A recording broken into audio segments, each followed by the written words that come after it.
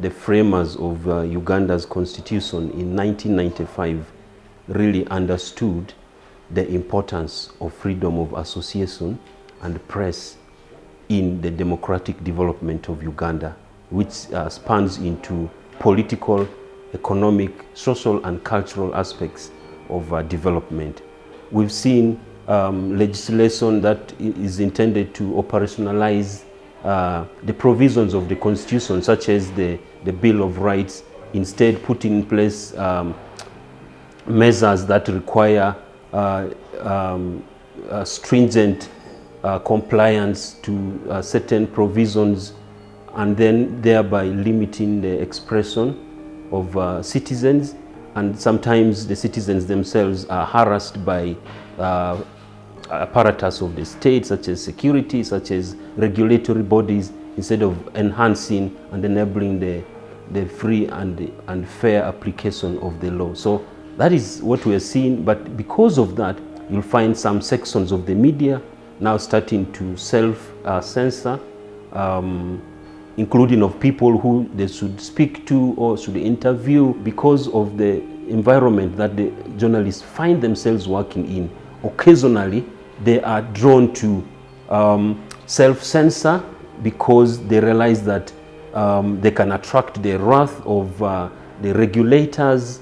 It means that that freedom that is that's guaranteed for every Ugandan along the way through legislation, through enforcement of different acts and directives is now being limited. So the space is really shrinking. So I will not say it is under attack per se, but people should freely associate politically so that they can decide who best is qualified to lead them and lead them in the development trajectory that they want.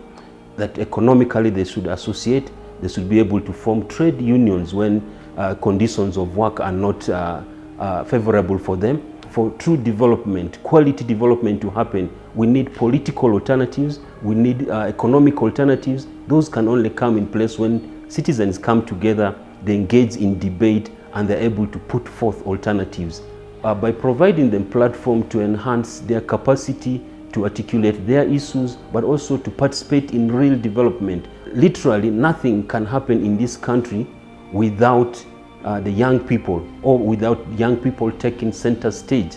And therefore, as Action Aid, we believe that for any organization that is worth its salt in this country, whether it is an NGO such as Action Aid, whether it's a religious organization, whether it's a private sector organization, or even if it is a government that does not take these demographics seriously and place young people at the center of all its interactions, it means that that organization is headed for extinction. I think that in the forthcoming elections, not just the 2021 elections, but in the entire governance trajectory of Uganda, with that population dynamics, we believe that young people need to take their place and center stage and influence political process, participate in elections, as well as ensure that they influence the policy agendas, the manifestos, and different positions politically of other political actors, political parties, and different organizations that are supporting electoral processes, institutions of government. We believe that in the coming elections, it provides an opportunity for young people to advance their cause through the political processes that are at play.